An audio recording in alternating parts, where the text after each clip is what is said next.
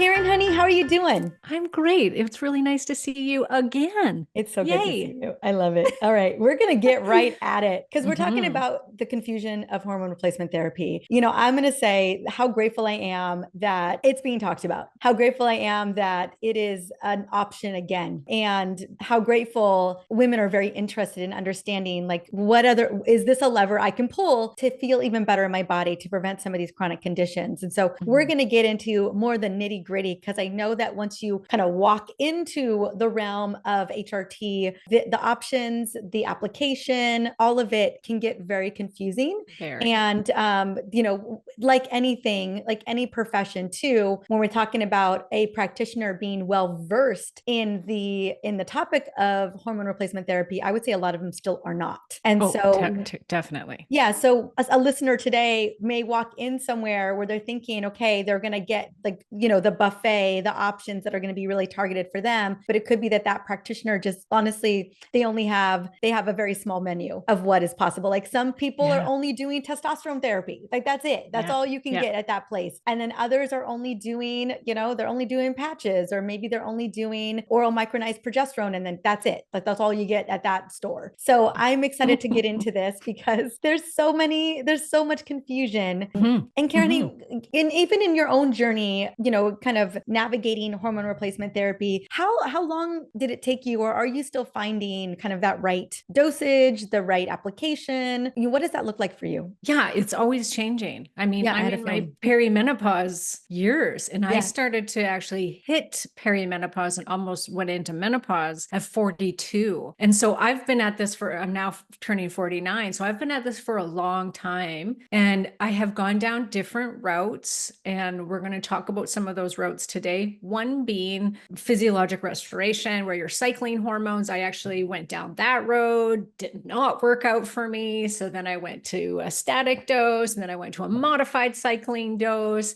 I've done all variations of testosterone, estrogen minus oral estrogen, which I don't recommend. I've done transdermal progesterone cream. I've done oral progesterone. I've done patches of estrogen, the gel, the cream. I've been around the You've been gamut around the on way, this. Yeah, girl. yeah, yeah. So I feel like I can really speak to it because the other thing is I'm not a licensed medical professional. And because of that, I've had to really work hard at knowing all aspects of hormone replacement therapy. I mean, I run a telemedicine clinic that prescribes hormone replacement therapy. So I needed to know my stuff. I needed to be able to come up against doctors and understand what was happening in our body and what's happening when we put in these hormones. And so I went down every rabbit hole. I studied every protocol. I've studied the menopause method with Dr. David Rosensweet. I've done the physiologic restoration with Felice Gersh, her course. I have researched the heck out of the Wiley protocol, which we can go through all of these. I have looked at Dr. Neil Rouzier, I do believe is his name, Jonathan Wright, like all of the top medical people that are creating these protocols. I have opened my mind. I do not want to be dogmatic. And I have learned all of these protocols. I'm part of Facebook groups for them so that I can see what are women's experiences with doing different types of hormone therapy with different dosages and different applications. What do I see work best? What do I see clinically working best we've now worked with thousands of women in our clinic. What am I seeing? I have a group of 400 women. What do I see them? They're doing hormones with a whole bunch of different practitioners. What is the feedback that I'm getting? And so I feel like I have this really great attitude, I guess, about it, because I'll tell you what, I have worked with several different practitioners and I have interviewed several different practitioners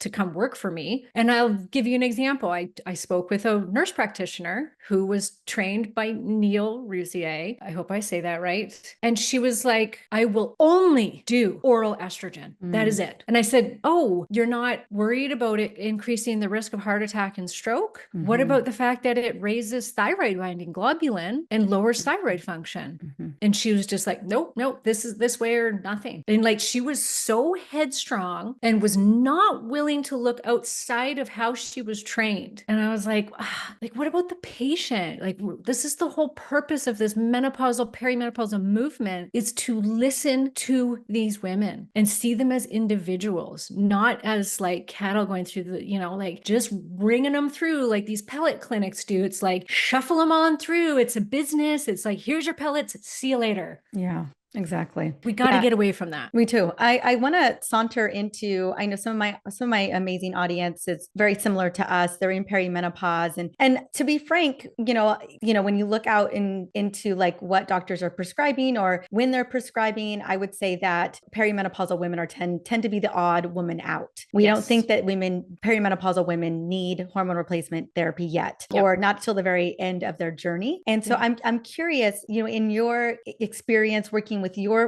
in your clinic with all of the women coming through, what has been working for women in perimenopause? The one thing I will say, well, let's be honest, I see progestins more than anything else. I see birth control pills. I see Mirena IUDs, so progesterone driven IUDs. And then I will see progesterone, right? Yeah. Progestins are fake as progesterone, if you're wondering. So I was going to say originally, I see progesterone being prescribed, but actually what I do see being prescribed is birth control pill in the form of synthetic progesterone. And if you're lucky on a good day, maybe you're going to get actual progesterone usually adjunct to the progestins, because the progestins are rarely addressing some of the bigger progesterone deficiency issues. Yeah. And that has a lot to do with the fact that medical students are not taught about bioidentical hormones. They are taught about birth control pills. That's something that they've prescribed probably a million times over, right? Because girls are being put on them from the ages of 13 onward. It is just, here you go, here you go, here you go. And then when women get to this stage in the game where, things start to go haywire, and one of the first things is you lose your progesterone and we start to bleed super heavy. And so their answer, here is your birth control, here's your hysterectomy, here's your ablation. Those are your top three choices typically when you're in that early phase of perimenopause, experiencing heavy bleeding. So that is the effects of the lack of progesterone in the uterus, but we have progesterone all over our body taking action. And so it doesn't take care of anything else that's going on. It's just going to get rid of those physical symptoms. So doctors, when they could just be like, here's your progesterone, bioidentical progesterone that's exactly like your body, that is going to be breast protective for most women, rather than the birth control progestin is the chemical that we saw actually raise the risk of breast cancer in the WHI study. Yeah. So it's really backwards, but this is because, like I said, doctors aren't being taught about this. They actually have to pay out of pocket to go and take courses in bioidentical hormones. So it's like, absolutely. We just maybe shouldn't be going to the doctors. I don't know, for these things. Like I always say, try, but then you have to look outside of it and go, what are my options here as far as what can I do during this time? Because the thing is perimenopause can be up to 10 years. It's a decade usually of a woman's life. And this is the time where we're losing these important hormones. And so the theory now is, do not give hormones until a woman is suffering so badly, or she's at the end phase, like you said, or menopausal. Most of them will say no hormones till menopause,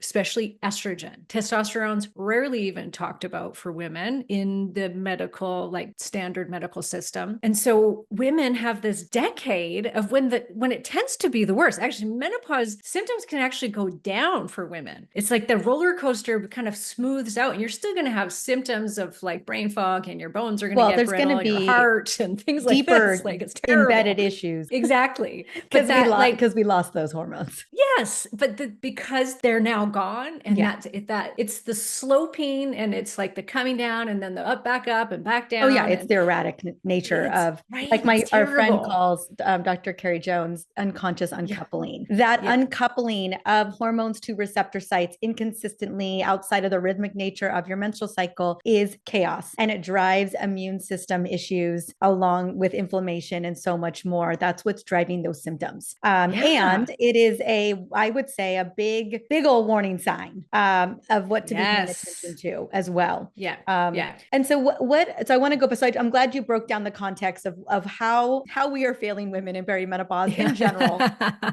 Which I'm sure your audience knows a lot of that now by now. Hey, despite a lot of us being aware that things are happening in our bodies in perimenopause. But I was interested, as you were talking about your own story in perimenopause, of like physiological doses, rhythmic doses, all those things, and how that necessarily wasn't helpful. I know that there's a couple different camps when it comes to perimenopause. One of them is supplement it up. Just like, let's give you a little something to get you to kind of level things out. Top it up, which I agree with. Top it up. Yeah. And the others are like, hey, let's just take over the whole system. Let's, and what I have seen with working with women, my patients, is the topping it up method has been really great. And sometimes when we just try to take over the whole system, maybe a little bit earlier than we expected, kind of that physiological, maybe rhythmic dosing, that the body was like, whoa, like maybe it was a lot for the system. And so that's what I was curious to hear, as women are, again, having to really advocate and take agency for themselves and to go out and seek these people. What is the considerations to consider? You can tell maybe I need my little estradiol today. What are those considerations when we're having the conversation about what we may be needing in perimenopause? Yeah, because I think that if we can change this and we can start going, okay, you're in your late 30s, your early 40s, your hormones are dropping. Yep. Bone starts to go long before this, and then it starts to really amplify as we lose these hormones. This is something you can't feel.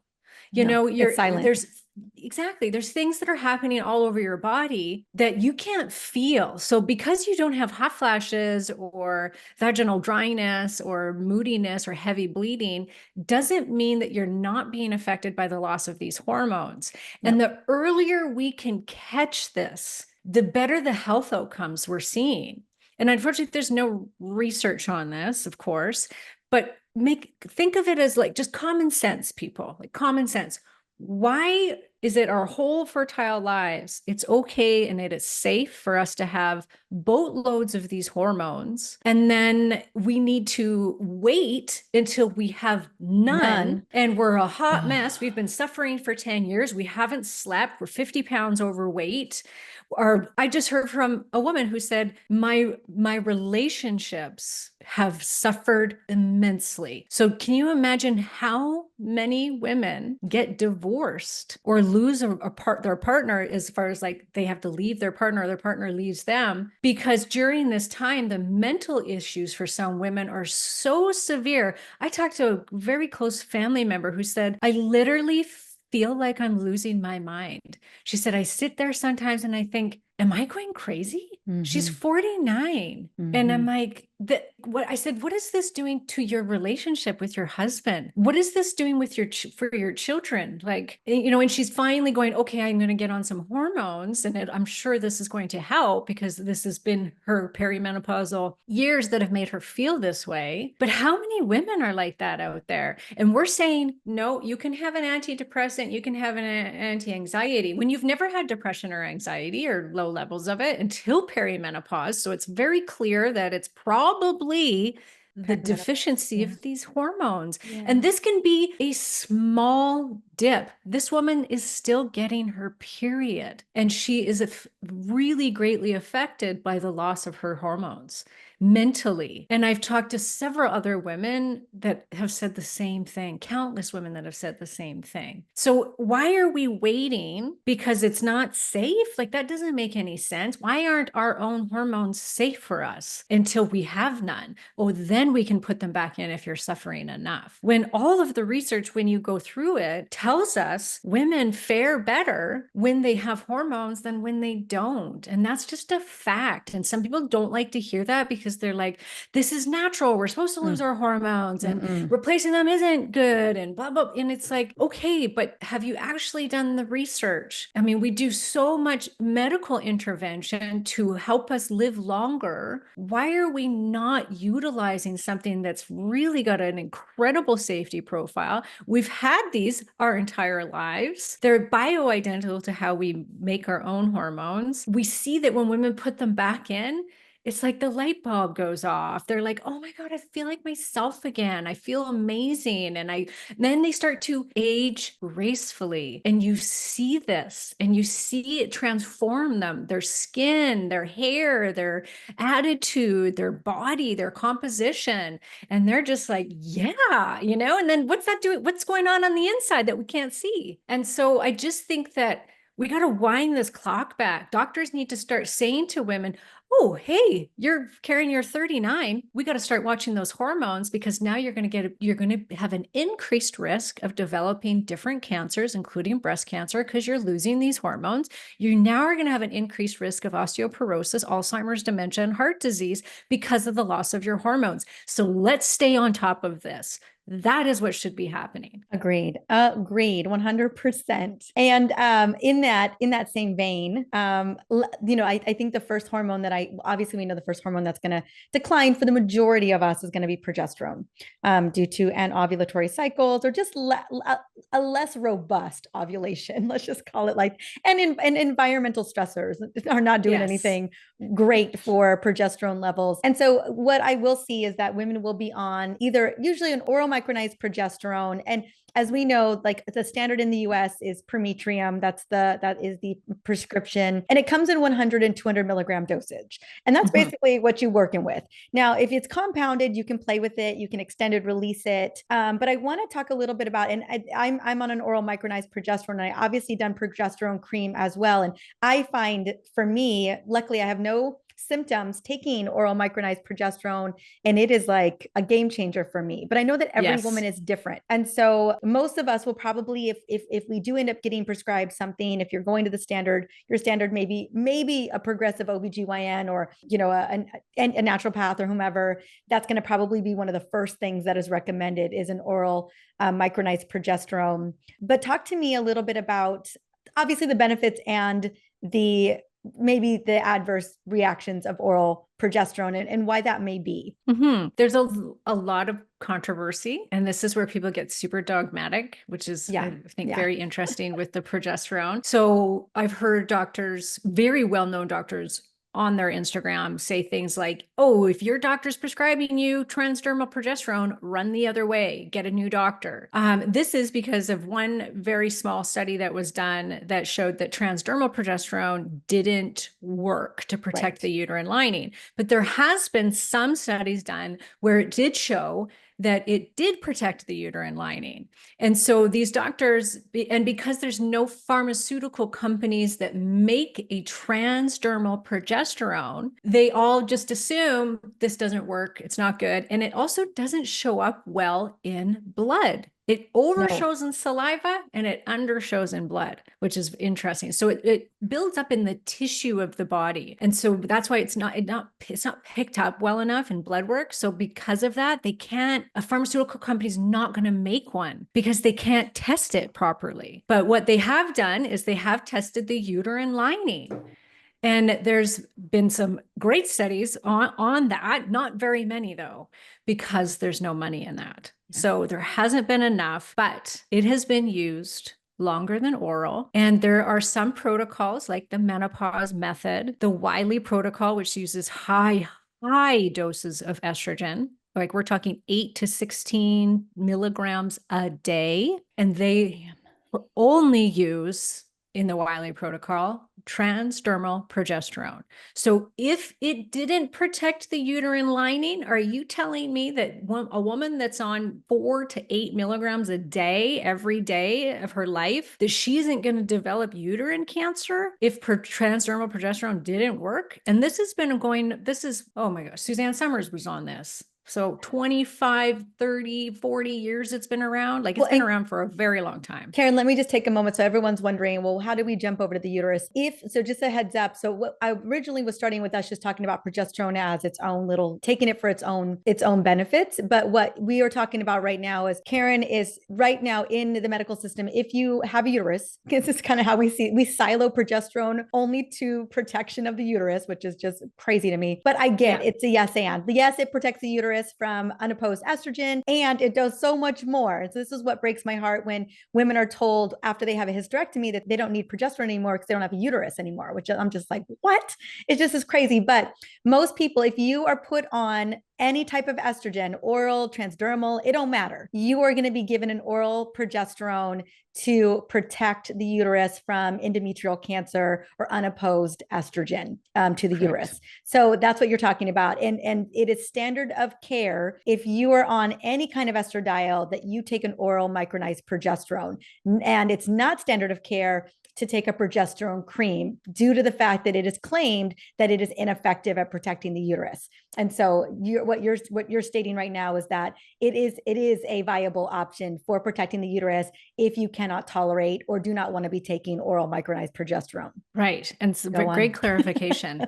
Great. Yes. And so back to why wouldn't somebody want to take the oral? Well, there's a growing number of women that are very sensitive to oral progesterone. Naturally, our progesterone does not go through the first hepatic pass of the liver or the digestive system. Oral progesterone does. And because of that, we are left with mostly progesterone metabolites. And one of those metabolites acts on the GABA receptors of the brain. And some women have a sensitivity. It's called neurosteroid sensitivity. And it's not that it's too much. It's just that they have a sensitivity to it. They believe that this is one of the causes of premenstrual dysphoric disorder, which is a type of very, very severe PMS that has been shown that it can be a deficiency of progesterone, but it can also be neurosteroid sensitivity. And so they're trying to, pull this apart a little bit more in the research, but it is a thing. Yeah, 100% it's a thing. Actually, the reason why most of my women don't want to take oral micronized progesterone is bloating. They get fluffy. Yeah. They're like, I don't want to be fluffy. I'm like, I hear you. Yeah. I get it. And I actually sent a couple of my friends, I stopped carrying mine, unfortunately. So bummed, my progesterone serum. And I'm loving yours. I recently sent a couple of my people over and yours was sold out. So I'm hoping it's back in stock. It is. Okay, good. It is. I was like, no, because I love that you have a 50 milligram progesterone cream. Yes. Yeah. I like a little some. The combo is really nice. Yeah. So I was going to say it's a yes and. I love both. Ever since my brain injury and perimenopause really ratcheted up for me, progesterone has been a godsend. And I actually have a personal question because I'm kind of playing with this a little bit because I'm 45, so I'm kind of I'm still in early perimenopause, but and there's a part of me that really wants to honor my cycle, so I cycle progesterone. But Karen, I will tell you, and this I've heard this from other women, I get to last day and I'm supposed to cut it off, and by that point, girl, I'm taking like 300 milligrams. You know what I'm saying? Like I'm not trying to kill my family, and I'll look at my schedule, and if I have big interviews or I have something going on, I will keep on taking it. I'm like, girl, I need you through this storm, right? I just get me through these couple of days, and I'll even push it back. All of a sudden I'm clocking 30, 31 days, 32 days. I'm like, my brain loves this. I don't care. But then I come off of it and it is the most devastating. Oh my God. It's like someone plunges me into a deep, dark hole for about 4 to 5 days. And so it's not until like day 5 of my, pretty much the end of my period that I start to get that little estradiol kick. Let's be honest, girl, she ain't what she used to be. Just a slight kick in the pants. She's just like, I'm coming. Just a little bump. Just a little bump, but she's there and I'm like, oh, thank God. And now I was playing with static dose estradiol, but honestly didn't feel much of a difference. The progesterone, man, she's been the game changer for me. And so I've debated, I was talking to another friend of mine who's an amazing hormone therapy expert as well. And she's like, girl, you just take it. She was at this point, she's like, you probably need it continuously. And I'm curious. She's like, because your brain is just needing that level of support. And I'm curious where you land on this. And so every month I'm like, what do I do? Do I just, because I just don't want to fall into the pit of despair. And in every month, like clockwork, it takes about 2 days for my body to realize and register that I don't have progesterone anymore. And then my period starts, and it's, very, very consistent like that. But man, it is like, I let everybody know. I'm like, sorry, Yeah, guys, yeah, yeah. I'm heading down. When you were trying the estrogen, Yeah. did you take it on day one of the period? I was taking it I was static dosing. I was taking it Every day. continuously every day. Yeah. Okay. Mhm. What I would recommend doing is the last 2 days of your cycle is you cut your progesterone back in half Okay. so that Yeah. it's not this It's this. complete drop off the cliff. Yeah. Okay. And then I Ooh. would actually play around with your dosing of estrogen because typically, actually, women feel their best with their brain and their energy when there's just estrogen on board in the first half of the cycle. Yeah, Now, I mean, you've that's had a been my brain come through injury, too. so Yeah. Yeah, that's why the it's different. progesterone, gosh, it is. Yeah. And so yeah, this month I was like, because I was again, being, every time we run labs, estradiol looks fine, but I'm still like, I feel like I need a little bit more support. But then I was on it and it didn't make it. So I'm gonna keep playing with it. But I was curious where you landed with the progesterone, because it is just such a disparity between when and then obvious, I would say, girl, I like so many of us, I would say that I've got a good, I always tell my husband, I'm like, I have a good like 10 days. Yeah, right. No, and we don't, yeah, there's definitely things that we can do, but there's also things that we need to accept as Yeah. well. We are high functioning women Yeah, I know. running a business. The business doesn't give a crap that we got our period. And so tapering off is naturally what our bodies do. So Right, right. progesterone and estrogen come down in that last couple of days. And so I would say taper it down like naturally that happens. So it's not a jump off the cliff. When you get your period, experiment with different amounts of estradiol just to see if it makes a difference, because it might be that your body just is like, oh, give me like, I Yeah, need and that that's what I was because you thinking said you too. feel better when the Yeah. estrogen starts to Starts to kick pop in. back up. Absolutely. So And yeah, just because your levels were fine doesn't mean that that's fine for you. right, And we exactly. don't know how much you're Well, getting. and It's like that's the other question, Karen, honey, is that, and I'm a big fan of test don't guess to some degree, but also I'm a to big some fan of degree. my symptoms suck and I don't want to feel Yes. these symptoms. And I'm willing to play around and figure out what's the dosage to manage the symptoms. I guess the debate Yes. often in this world of hormone replacement therapy is that a lot of doctors are only managing symptoms, that they're not doing Yeah. enough to prevent. And I want both. Obviously, symptom management is my number one name of the game. And I want to make sure, again, like we talked about osteoporosis briefly, that silent disruptor, that silent disease of frailty, it starts in early perimenopause, Yeah. well before you would even consider that's happening. And it really ramps up in late peri into menopause. And so, again, these are bones on my mind right now. No, not Yeah. Me neither. necessarily. Yeah. I mean, am I lifting for my bones? Yeah. Absolutely. But I'm mostly lifting for my muscle. Let's be honest. Yeah. I think Exactly. that's more mission critical to me than my Yeah. bones. Me too. And so, but it's when I'm thinking about hormone replacement therapy as a prevention, Mhm. I'm not thinking of symptom management only, particularly when we're thinking about the bones and the cardiovascular health and the brain health. And so it's interesting. That's why I was asking about perimenopause specifically, because it's so freaking nuanced. And I feel like so much experimenting is happening in this phase. Even me, all year long, I've been playing with different dosage, bringing something on, bringing something off, and I just, girl, not nailing it yet. Yeah. Yeah. No, and it can be very hard for some women. Some women, it's like they slap on their hormones, like, They're great, I good feel to amazing. go. And they're like, woohoo, gone, everything, great. I'm like, oh, how do you do that? Ew. Ah, And then there's it's like it takes months. It can yeah. take a year to get and then once you figure it out, then it And it changes again. changes. And then you're like, Well, and done. I think that's the beauty, that's the journey of Perry too, is that the one guarantee is that it's all going to just keep changing. It's It's gonna a keep moving changing. target. And so Yeah. that's where I feel I wanted to ask that question out the gate. I feel in menopause, we can dial things a bit easier because we kind of have a blank slate in a lot of ways. Whereas with Perry, I'm like, I guess I understand why doctors are like, I ain't gonna mess with that. Because Right? it is such a moving target. So you've got like, I'm just girl, there's days where I'm just chasing symptoms, you know? Yes. Yeah. Yeah. Same. And, Yeah. and this is going to happen. Yeah. And for you, you're a special case. You've had brain injury, so that's probably amplifying everything. We know that with brain injury, one of the first things that gets affected is your hormones, besides the actual brain itself. Like your hormones get affected. And so for someone like yourself, therapeutically, yeah, you might want to just take progesterone all the way through and maybe do that for a few months just to have that reprieve and to have your brain calm down. We know that progesterone is very good for brain injuries, but generally we don't want to do that, typically even in menopause, because we don't produce loads of progesterone every day.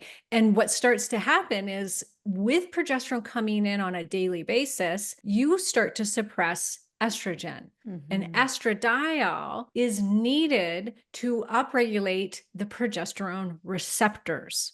Yeah. So if you are shrinking down that estradiol and at first you're going to be like, oh, I feel so good. I get progesterone every day. This is amazing. I'm calm. I'm sleeping. This is great. And then suddenly they go, I don't feel it as much. What's happening? And you think, oh, maybe it's just another hormonal shift and I need more progesterone and I need more progesterone. And what's happening is your progesterone's not actually, it doesn't have a lot of receptors to dock onto. Yeah. No, You're exactly. not Yeah, getting the exactly. effects of your progesterone. And then without progesterone, you can't get the estrogen. And so it's this vicious circle, which is why we want to listen to Mother Nature when it comes to cycling progesterone. Okay, And it girl, really is important. plead the case, because a lot of women, Plead the case. Once they're in menopause, probably one of the things that they are most excited about, and even again, allopathic NAMs, OBGYNs are like, Yep. no more period, ladies. Woo! Because it is Yep. continuous dosage, everything, continuous static dosage. Like that is what you are going to get. And we know that when we start to cycle progesterone again, that you're gonna have a planned and scheduled bleed. Some people. Some, not everybody. Yes. Because typically, even if we have a ton of women who cycle progesterone and do not get a bleed, typically it's because their estradiol isn't actually high enough. I was So going to they'll say still that's be because on your a estradiol static isn't high kind enough. of lower Yeah. estradiol dose, the typical, like just give you enough to get rid of those hot flashes. And then so it stays low. And so they start cycling their progesterone and they'll typically say, I don't feel as good or sleep as good when I'm not on my progesterone, but they cycle it because they've heard me or somebody else talk about the benefits of it and how it does work better. And we're going more with Mother Nature by cycling progesterone. But typically they don't feel as well on their off progesterone days because their estrogen's not high enough. I mean, think about it when you're a fertile woman. When do you feel your best? Personally, I feel my best at the first, like when my estrogen's the highest and I have no progesterone. I was going to say day 12, girl, day 12. Okay. Day 12, which is when estrogen's at its absolute peak. We triple, like it just goes bam, and it's super high. It's the highest it is through the entire month. And it does that peak. So it upregulates all these progesterone receptors all over your body, your brain. It does all these magical things with the immune system, with your brain, the neurons in your brain. And it like you, it's so good. It's like, it's amazing. Can we what just it have does. day 12 all day, every day? I mean, honestly. Yes. Let's and do that it. trigger, what it does for your progesterone is unbelievable. Yeah. So there's point to what our bodies do. That day 12 spike of estradiol, it's not only upregulating progesterone, it upregulates a tumor suppressing gene. Hello, we all want a tumor suppressing gene to be activated. It flips on genes all over our body. It creates apoptosis. It's like, it's magical what our bodies do. And this is all over. We're not just talking fertility. This is full body what it's doing. And so what if we tried to mimic this as close as possible, or at least like have the spike, right? There's a modified cycling that we can do where day 12, why not just triple your dose of estradiol? That's what our bodies did. We get all these great benefits from it. Once again, no research on menopausal spiking of day 12. No research. No, it's static, so girl. It's we can static. just hope that it's still going to be doing the same thing. But if we can do this, and then we bring in that progesterone, we spike the progesterone and estrogen on day 21, because there's a second spike that happens. So we triple our progesterone on that day 21, and then it starts to taper down. And then what if we just cut it in half for a couple of days right before the period's supposed to come. It's quite similar to what our bodies do.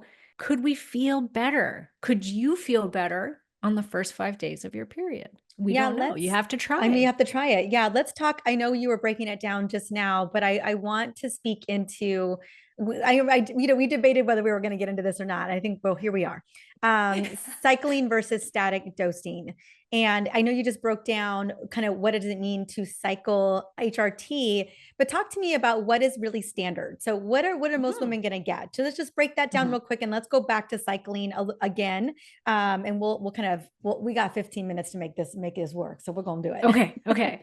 So typically most doctors are going to prescribe static dosing of hormones. And so that means you're going to get the same exact dose, and it's going to be usually a small dose. They'll try and give you as least amount as possible of the estrogen, just to get rid of those outward symptoms, maybe some vaginal dryness, hot flashes, mood things, right? And then progesterone, they're a little bit more liberal with, but actually typical dose is 100 milligrams of oral progesterone, which, ladies, is only 20 milligrams of actual progesterone once it gets through the system. So you only get about 20%. So typically that's actually not enough if you are going to go with a higher dose of estradiol. What we've seen in the research, so that is what is given. We get these very small doses. When we test women on this, a lot of the doctors too, if they're a functional doctor, they're going to give Bias, which is primarily estriol, which is a very weak estrogen, not the most important one, which is estradiol. You'll get a little baby dose of estradiol. So what do we see? I've done thousands and thousands of labs. What do I see? I see estradiol almost not even registering on labs when women do this, if they're in menopause. And in perimenopause, late perimenopause, when they're starting to lose their estrogen in their periods, their estrogen will be really low. I've seen it barely even registering, and yet they still get a little bit of a period, which I think is interesting. And then progesterone will be okay. It'll be at the bottom end of the range, usually at that 100 milligram dose. That is what is most typical, most standard that you're going to get out there in the world with hormone replacement therapy. Then there's this small subset of doctors that are a little more well-versed, I would say, than the rest of them in hormone replacement therapy that are some of them are way overdosing women, like with pellet therapy. That is not normal. There's nothing normal for a woman to have 400 nanograms per deciliter of testosterone for a month after getting pellets. That, my friends, not normal, and that will affect you negatively. So some women love it. Good on you. If you want to keep going, great. That's your choice, and I will respect that. But in general, that is not normal for the body.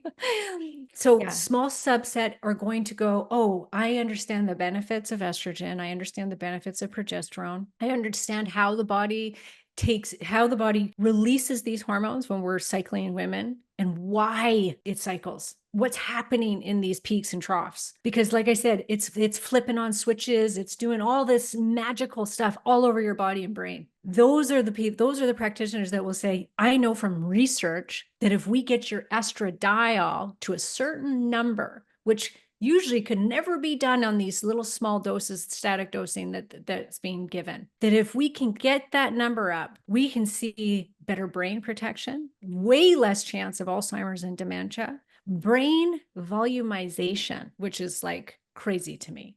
And they see that with 2 milligrams of estradiol a day, not 1. And when that was removed, that brain went back down. So actually volumize the brain. I want that. We see it creating that, the upregulating tumor suppression genes. Like we see this magic happen. We see the bone protection. We don't see bone protection from osteoporosis when an estradiol is under 65 picograms. And we don't see the research brain protection shows that. Under basically 80. Yeah. So brain, heart, and bone protection, we need estradiol to be at a certain level.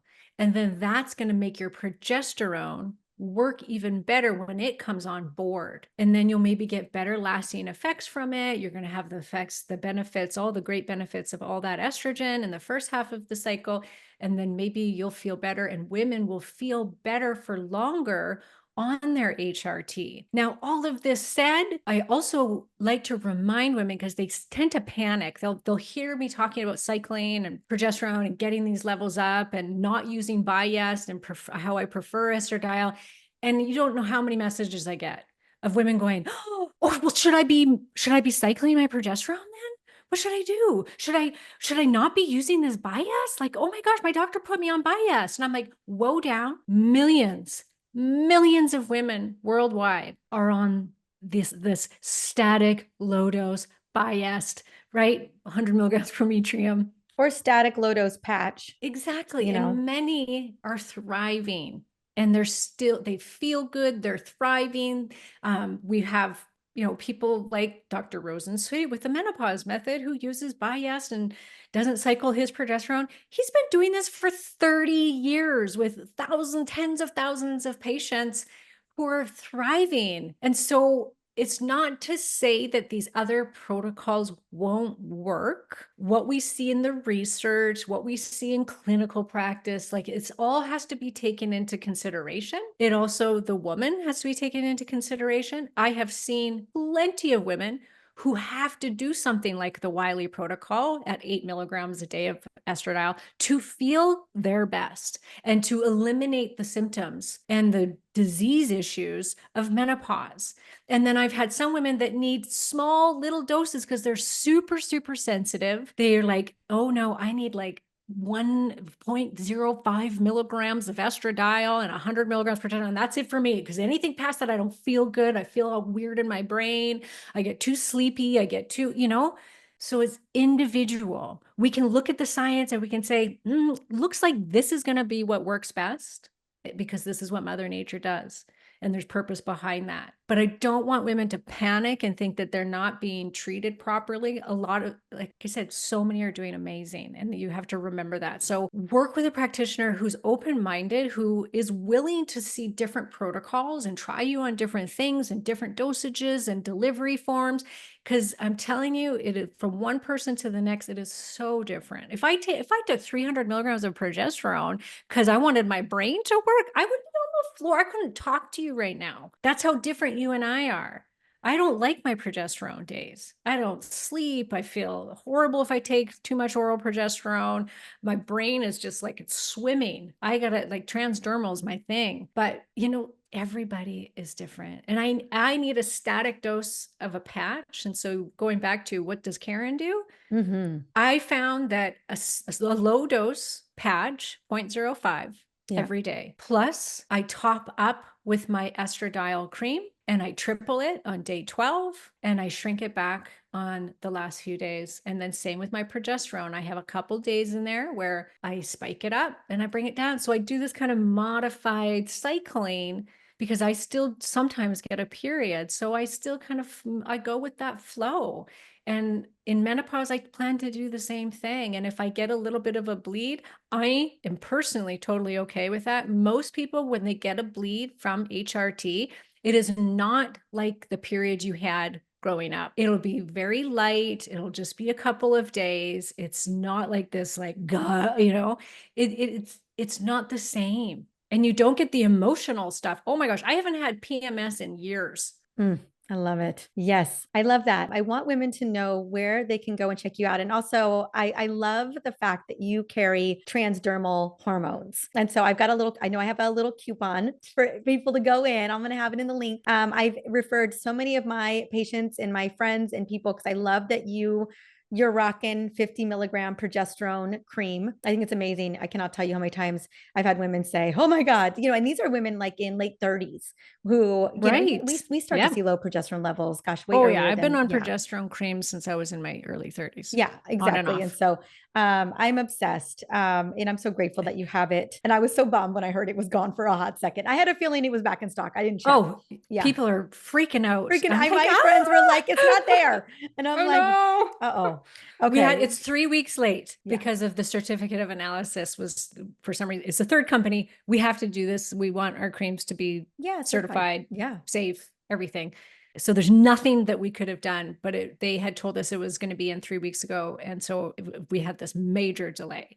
So they are back in, and hopefully this will Yes. never happen again. And we've got some fun things coming down the pipeline. I'm doing like a progesterone oil with melatonin in it for Nice. sleep, that can be oral or I love transdermal that. in some MCT. We've got a vaginal oil coming just to put on the labia because people keep asking me for that. And then I've got the only low dose estradiol on the market that you can Yeah. buy without a prescription. And so that, we won't go any higher than that because I think you should be monitored by a doctor with that, but it's a nice option. And then we do have a Bias cream that we market for the face, because it's an incredible anti-aging face cream. This is what we have. We did not expect it to be as popular as it is. So we have run out, and which is a good thing. I always say this is a good thing, but everybody's like, what? I need it. Like, women are writing me, I really, really like your creams, but when are they going to be back in stock? I really depend on them. And I'm like, oh my gosh, I'm so I sorry. know when it comes to I don't want hormones, you to go girl. without, right? Tell Like you once you get what, them, you're like, yeah, it's you like like, a I drug. cannot have them. Yeah, I love it. Yeah, Well, and I'm yeah, just so yeah, grateful to you for being brave and launching the line and really supporting women in this big way. I just so inspired, and that you're deep in it, yeah, really with the purpose of showing up to serve women. There's millions of us who yeah. are in need of this. And I'm just, not only am I grateful for this conversation, but grateful that you have a product line that supports, and that you also have a clinic that can even go even We, deeper. we do Yes. prescriptions. Yeah. Yes, yes, yeah. All So if right, somebody honey. needs that, we go. Yeah, I'll have all the links there. I'll make sure. And you guys, I have 10% off on the code. I'll get all that to you guys as well. It'll be in the show notes. And Karen, honey, thank you so much. I Thank you thank for you. I just having me. adore you. Yeah. I look forward to talking to you again. You're going to Yeah. come on my show, everybody. So you Yes, have to come over please. and Woo listen to woo. her on the Hormone Solution podcast. I'm Mhm. looking forward to that. Yeah, I love it. Let's keep this conversation going, girl. Yes, exactly.